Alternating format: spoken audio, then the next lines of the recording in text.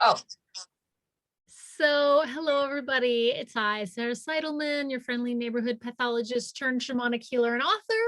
And I'm here for yet another Hummingbird series interview. And I have with me Inger Kenobi, who is so awesome. And I want you guys to meet her. So say hello, Inger, please. hello, everyone. I'm so glad to be here.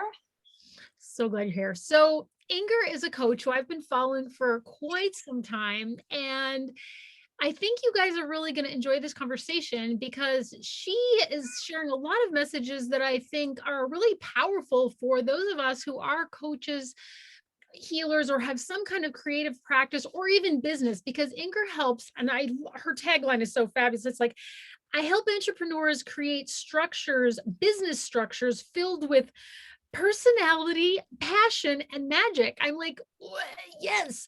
And so I think, Inger, one of the things that you do is like really show people that there are no rules to how you want to build your business, how you want to create it. And that's part of the freedom we have. And so tell me a little bit about, I mean, obviously you weren't hatched out, born doing this. Like, what happened in your life? Or tell us a little bit about your story, which is your backstory is so fascinating to me. Well, How you okay, got so it here. really ties in with like there are no rules. I went to college, dropped out of college, which was not a done deal. You're supposed to finish, and if you don't have an education, you're just going to have like a future filled with misery and die lonely under a bridge, right?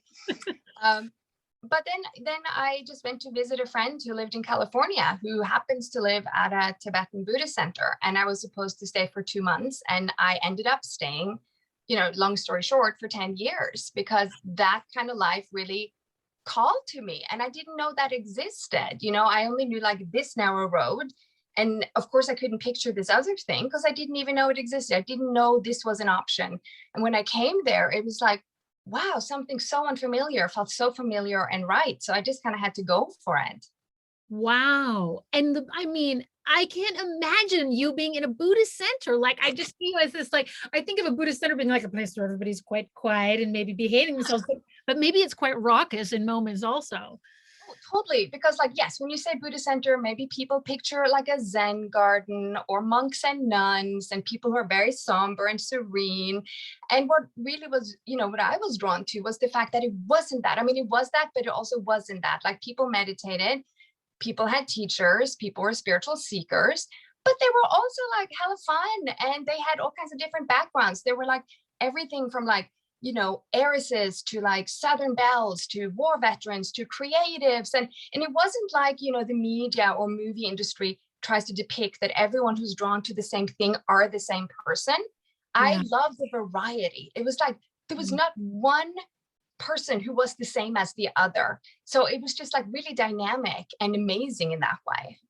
Wow. That sounds so incredible. And then you went from there to being like working for royalty. I mean, I don't know if that was the direct next skipping Well, step. it sounds like so super random, but part of what we did there was a big center, and I helped, like, was the office manager, and I helped organize events, and I hosted like kids camps, and so I was used to organizing and structures and event planning and organizing, and like I'm kind of like drawn to that. I love that kind of work.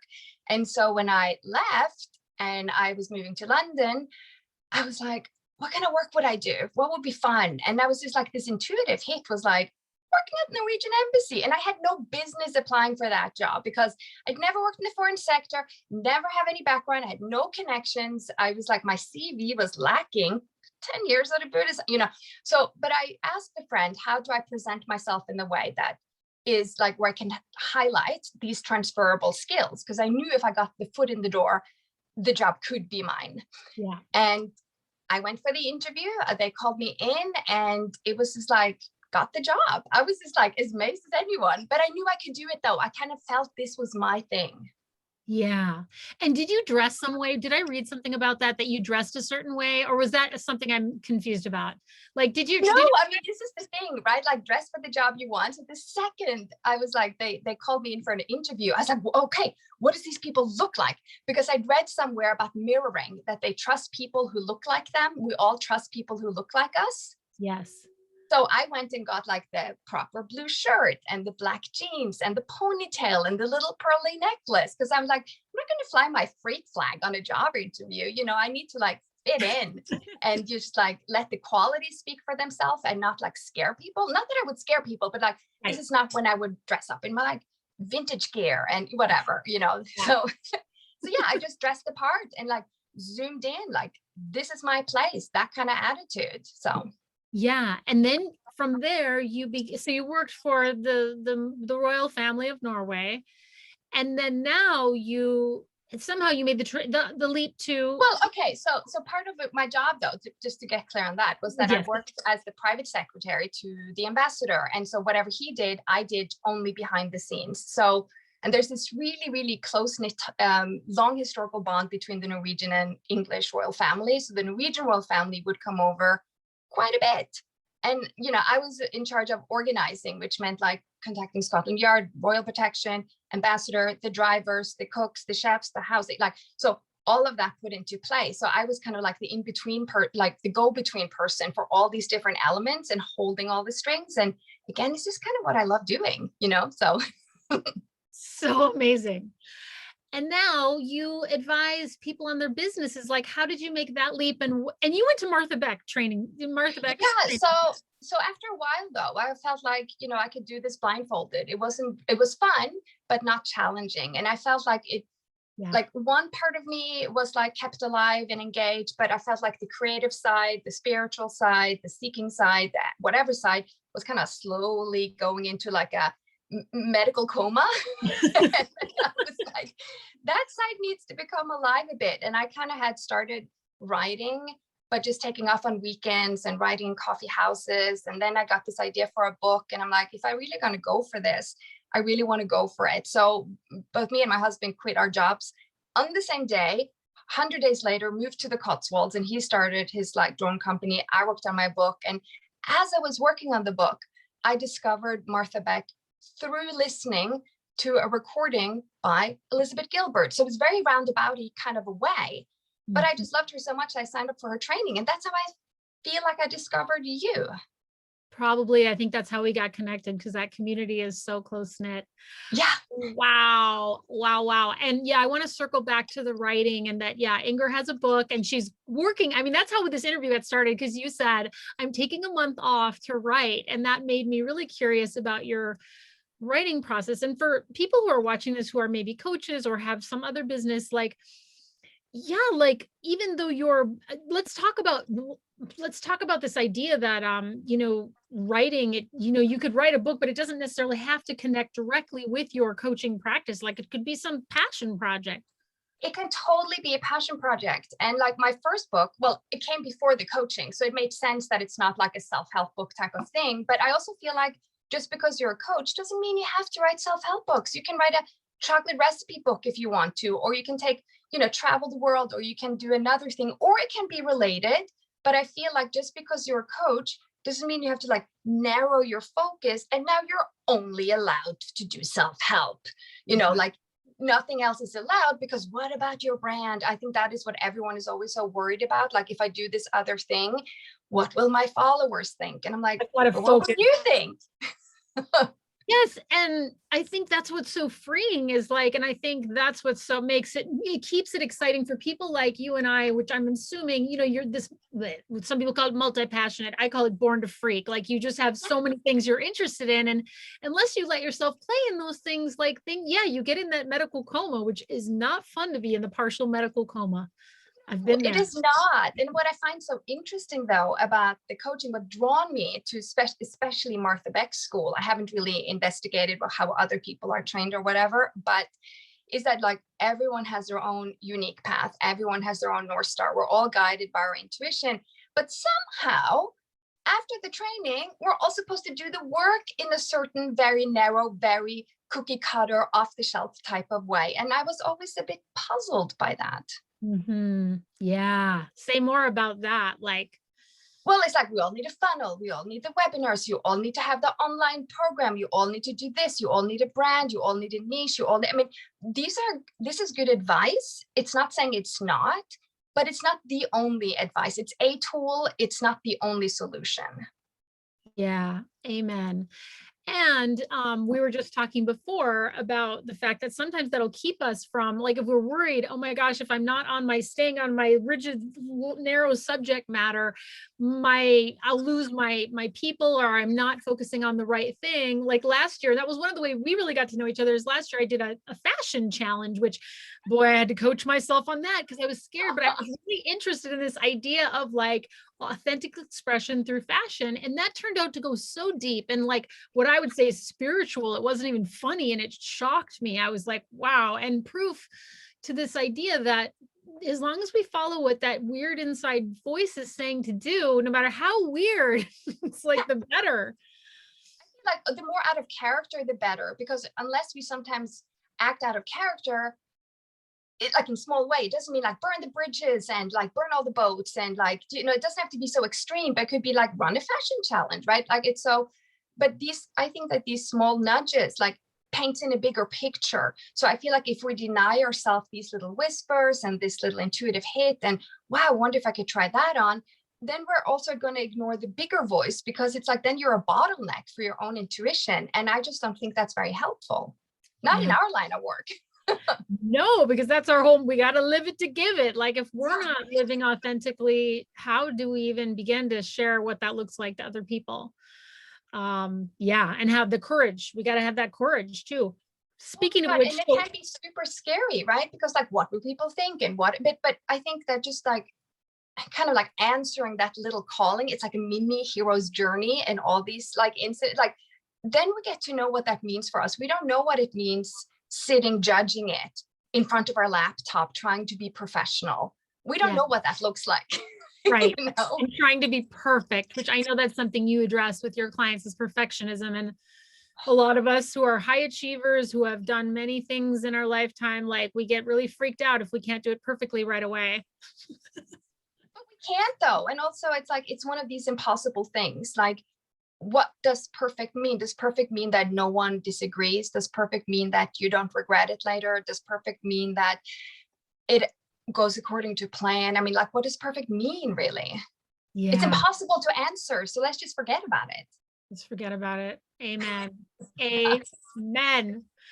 So speaking of perfectionism, I know like, so you just mentioned offhand on Instagram that you were going to take a month off to write a book. And I think that brings up a lot of things. You know, it's like, oh, you know, how do you abandon your life and leave your partner or your kids, or your dog, or your cat behind? Or, you know, and also it takes a lot of courage to do that. And also with the unknown, right? Because we don't know what's going to happen when we try to write this book. Is it going to be hard? Is anybody going to care? I mean, all these questions, like, how do you face that, and talk about that process, and how did the idea come, and when did you decide to commit a whole month to it? Okay, so, well, there's a lot of different things coming together, right? It's not Yeah. just one thing, but one thing is that I always liked the idea of going off on a writing retreat. I've done meditation retreats. So taking time off is not a big deal to me. Like I used to do like 3 months retreats, you know, almost every winter just by myself up in a cabin, no electricity. So like the idea of going off and doing something different is kind of like built into my system. And I don't have kids. The coaching is flexible, you know, so it's just a matter of like, do I have other obligations? Do I have the money? Do I have the freedom? So, you know, but and even if you don't, you can plan it 4 years ahead. It doesn't have to Right. be like the gap between thinking and doing doesn't have to be instant. You can plan for it, right? And so it was just an idea I've been toying with. And then I have another friend who is also writing a book, and she was like, ah, do you want to go away together? And you know, and I've always had this, like, I don't know if you watch the series with Jane Fonda and Lily Tomlin, Grace and Frankie. I have Um, seen the episodes. Yes, very awesome. and they're just like these two best friends living together, and like I want that as my retirement, you know. It's like I love this idea. But then it's like, oh, we can have our little like prequel Grace and, you know, Frankie adventure. So we've rented an Airbnb and we're going to go there together. There are two different, you know, like few separate studies, and we're just going to sit there and write and meet around the bonfire outside in the evening and just have fun. Oh my God, I can't wait. So once that idea started rolling and I had her on board, like, and we can start play ball with each other, then this idea just grew. And then it became like impossible not to do it. Yeah, I love it. And I, you know, because sometimes when I've gone away on retreat to write, like I'll be like, okay, the book's at a certain point. I need to really focus and just really That lay the too. whole thing out on the ground and kind of work on it. And it's not going to be fun. So I'll be dreading it. But I've been thinking lately how much fun it would be to have a retreat where you go away for a month, but then at dinner you join with other people. There's community. Like, yes, I'm Yes. isolated all day, which my extroverted self can handle, but like at night, I would love to have people to dine with and rap about what's been going on. Oh, exactly. Because I think that that whole creative process is like, there are no certain outcome. It's not accounting. You can't tell if it's working out or not. You know, it's all in your head and it's very easy to get discouraged. So I'm going in there with working on the book. I don't go in there with it must be perfect. I must love every word of it. I must love every second of it. But I'm going to give this book a fighting chance, and I'm going to honor it with time and commitment. And what happens outside that, outside me showing up the best I know how, I have very little control over that. So, you So know, true. And it reminds me of this idea of, well, Liz Gilbert talks about it. I most recently, Dave Chappelle was talking about, the comedian, about how these ideas come and they're like, get in the car, let's go. And it's like, you're like, well, wait a minute, where are we going with this? And it's like, yeah, don't worry about it, I'm driving. You know, the yeah, idea that I love that metaphor, because I'm like, it's so true, you don't know where it's going. He goes, sometimes I'm riding shotgun, sometimes I'm in the trunk. You know, I can imagine myself with a duct tape over my mouth. You know, you're just kind of like, well, okay. yeah. But that Oh, what we're here for is to be these willing participants in the creative process, even though we don't know where we're going to end up. oh, the willing participant, yes, because I feel like once you kind of just surrender to that, I feel like there's so much energy wrapped up in trying to control, trying to justify, trying to reason, and all that effort with very little result, because we end up doing nothing when that's in control, right? Yes. So spending a lot of energy, getting very little result. And here we're just like, okay, I'm showing up for this. I'm surrendering. Let's see what happens. And you know what? It could not be about the book. I'm very open to the idea that I get there and it's about the cabin. It's about my friend. It's about something else that happens. I don't know what the pieces are. I'm just knowing that I'm going, and I'm just like open to whatever happens. But of course, not gonna drop the book. I'm gonna still focus on the book. The book is the focus. Yeah. So So beautiful. The detachment, which of course you've had lots of practice in Buddhism. Oh man, so good. So if somebody's listening to this and they're like, you know, I want, like, I have a coaching practice, or I have a business and it's feeling really restrictive and not fun anymore. Like, what would you, like, if you had to give somebody like that advice, like, what would you suggest they do? Like, what could they do? What's one step or two steps they could take to kind of create some more freedom for themselves? well, I would kind of just take a moment, and again, just first of all, tell yourself you don't have to act on any of the ideas, because I think this is what makes us shut them down immediately, because we're afraid of acting on them, so they're not even allowed to be fully formed in our heads. So Mm, just like take the pressure off. Whatever ideas simmer up here, you don't need to act on it yet, you know.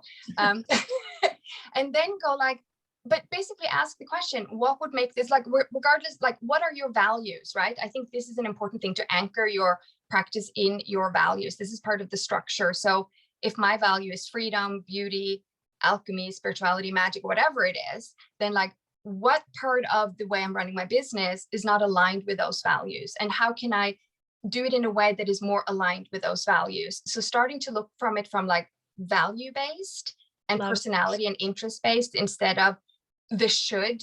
I should do more webinars. I should have more clients. I should have more signups. I should plan better. So Mm. just like, what do you even know what your values are? I mean, I'm sure you do, but like, so what are your values? Like, Yeah, it was just, and I was going to ask you, I bet we have a lot that cross over, but beauty, humor, and connection are probably one of my top. yes, yes, So humor aesthetics and matter. connections. Yep. Yeah. And the more I let myself realize that, and not sort of like, I was just listening to something the other day about creatives and like, what are your guilty pleasures? You know, make sure you kind of include those in what you're doing. And I thought, I don't like that word guilty pleasure, because nobody should feel guilty about anything. But I was like, ooh, kind of like interior design, because I just have a passion for it. But then part of my inner Mother Teresa is like, or my inner, you know, sort of morality place is like, people are starving. You shouldn't be thinking about Pharaoh and ball, you know, downpipe gray color. You know, you Uh, should be thinking of something more compassionate, but it's like, well, the fact is I just love beautiful houses, so it's okay, and just accepting that. 100%. I mean, how many women suffer from this thing of that, like, my niche or my goal or my model isn't virtuous enough. If I'm going to help people, it needs to be so freaking virtuous all the time. And I'm not saying go out and be a flamboyant narcissist, but I don't think that our authentic self is a flamboyant narcissist. I think it is someone who authentically is benefiting people, but it can look like many different things. It can look like painting, it can look like interior. I mean, now that I look back on my life, I mean, a lot of the choices I've made has been through the filter of I love beauty. I didn't have that as a formed thought, but Yeah. like, the Norwegian embassy is freaking beautiful. Like, of course I wanted to work there. My office had columns and a balcony and hardwood floors, and the Buddhist center had peacocks and elaborate Tibetan paintings and a lawn, and here on the Cotswolds, rolling hills. It's like, I'm always oriented towards beauty. But if I was like, I need to be virtuous, I need to live in the gutter, that just wouldn't work for me. Yeah, totally. So think about people, if you're listening, thinking about like what you naturally, just like if nobody's watching, what would you be doing if there were no rules?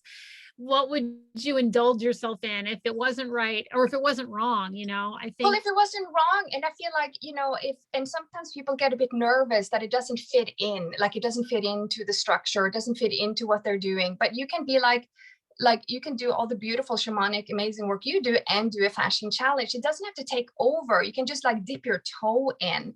And so if something you're super interested in, like let's say you're a coach and interested in cooking, could you do a cooking challenge just to get that interest out, right? Like, could you do a different type of book club where you just like dive into the most frivolous chick flicks, like whatever you want to do? It's like, it doesn't have to define you, but it gets to be a part of you. And I feel like it's so beautiful when we get to see these different authentic sides of people, because you can kind of tell when it's like everyone is doing the same. Like, I sometimes catch myself like, could 100 other coaches do this? Then why am I doing it? Then it's clearly not. And not that it needs to be so freaking original and yeah. unique, but like, am I doing it with my stamp, or am I trying to like hold back because I'm a little bit afraid of being too much?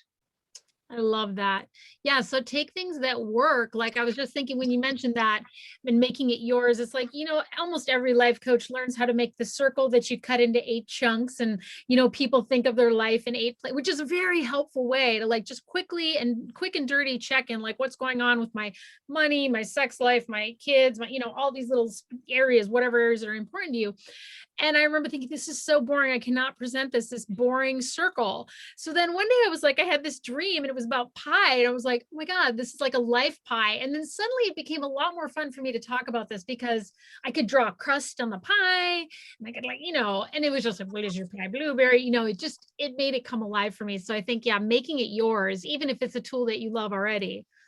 Yeah, it's like, it's same with structure. I believe that in order to catch these intuitive hits or this like authentic self, whatever, it needs a structure to go into, but the structure doesn't have to.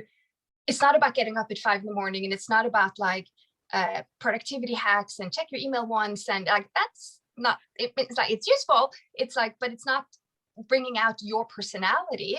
So it's like, okay, I need a structure. How can I personalize the structure? How can I, like, almost like you're getting this like couture outfit, how do you make it fit you in a way that it wouldn't fit anyone else? And the fact that it wouldn't fit anyone else means you're going in the right direction, in my view.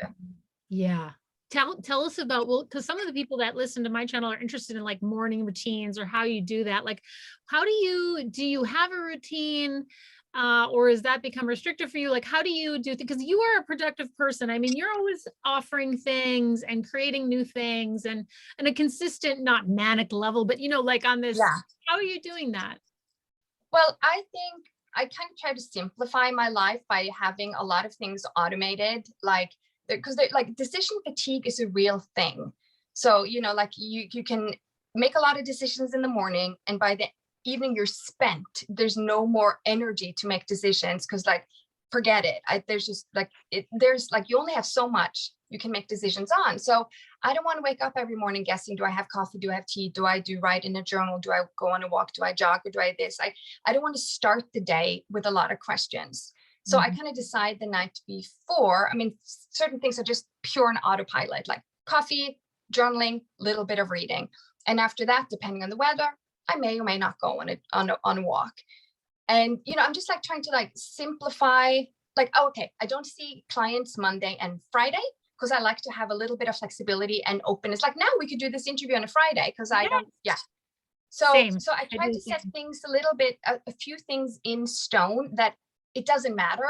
Like I drink this type of coffee after that, and then I can change it and I can like mix it up. It's not like forever and ever and ever, but I don't want to guess what I'm doing every single day. That's just really stressful for me. And then I spend all this time deciding out over really unimportant things like journaling or reading, walking or this, instead of just diving into creativity. Yeah, that's beautiful. And kind of creating that breathing space for yourself. So if you want to add something in, or if you need time to just be, you've got the time there. Yeah. And I've tried to do this thing too, where like certain days of the week belong to certain activities. Like, Tuesday is like twilight, or Thursdays for writing, Wednesdays is for planning. And I try that a little bit, but it doesn't always work. So I think you're allowed to be like, try and fail, and it's flexible. And again, if a system isn't working, it doesn't mean like you've failed. It just means it's the wrong system for you. I think that's another thing to be aware of. If it feels like a lot of struggle to squeeze yourself into this routine and it's just not working, don't write morning pages if you don't want to write morning pages. If you want to wake up and doing something completely different, like that's what I mean. Put your personal stamp on it. Like, what would make your morning the most joyful, inspirational? What would set you on the right foot? Like, what would set the dominoes going in the right direction? Think of it that way. Yeah, I love that. And just because it works for somebody who you really admire does not mean it's going to work for you. I berate myself for that all the time. Like, if I could only do social media planning on Tuesday, and it's like, it just doesn't work. So we just gotta, we gotta be ourselves, people. It's the only way. And that's what people want from us. All we want is for everybody just to be themselves. And so, yeah. Any last piece of advice before we wrap up? And then I want you to tell us too, like where to find you and what, if you have any offerings that you want to share with people, but like any last advice for somebody who's maybe sitting in a job or a place where they're not so pumped and they're like longing to step into something a little closer to their values, like any words of wisdom for that person? Yeah, I definitely feel like if you can't act on it like right away, like maybe someone felt inspired, like I want to go on a writing retreat with my best friend, but you can't, right? For many different reasons. I'm a big supporter of creating micro versions of what you want. So I'll give you an example. Like my sister and I, we suddenly really wished we were like in Manhattan at a bagel place. We were in England, not Manhattan. So, but we did though, we went and bought bagels and cream cheese and put on the soundtrack for When Harry Met Sally. So we created like a micro version of what we wanted. And I think that's available for everyone. I flipping love that. That is so beautiful. That is so beautiful. So if you have a friend and you want to go to write, sorry. Oh, the creativity too, just engaging your creativity. Like, how can we make this happen right now for nothing? Yeah, right now for nothing, and how to make a micro version of it. So let's say that you wish you were a place where you could really dress up. Well, can you dress up at your workplace? If you want to go on a writing retreat with your friend, but you can't, can you set aside like a few hours on a Sunday? And even if you're not in the same place, you collectively know both of you are going to write, and you can like go on Zoom and have drinks together after. Like there's always a way of making it so small that you can actually do it right now instead of putting everything off until all the pieces have aligned perfectly. That is just brilliant. Well, ladies and gentlemen, now you know I had Inger on this morning. So Inger, tell us like where can we find you, and like if you have any events coming up, like what's going on? What's on? Well, first of all, I just want to highlight the fact that I'm wearing your t-shirt. Thank you for that. So am I overthinking this? This has been like saving grace, because of course people are indecisive, don't identify as indecisive, and people are overthinkers, don't think of them as overthinkers. But when you ask the question, it came up so many times since I started wearing it. I'm like, I am overthinking this. Like I am overthinking this. I'm totally overthinking this. So last advice, don't overthink stuff. But yes, you can find me at ingerkenobi.com. That's my website. It's my name, super easy. And I do have a program not a program, it's not a group program or an online program, because I like to work with people. When it comes to creating certain structures for people's businesses and stuff, I like to work like person to person to really dive into their personality, values, interests, guilty pleasures. I also don't like the word guilty, but pleasures, passions.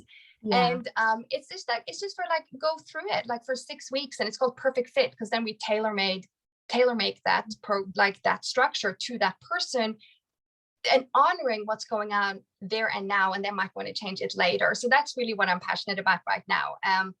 And of course, people can do just curiosity calls, like, like, hey, are you the right coach for me? There's a link for that too. So yeah, or you just want to go on Instagram and check out my videos or feeds. That's always available. Yes, her videos are marvelous, and you get to see the Cotswolds on her runs. It's beautiful. So thank you so much, Inger, for being here. I really appreciate it. You. And I'll put all the links in the video or in the comments below. So thank you so much. I'm so excited I got to be here. So thank you so much. Bye, everybody.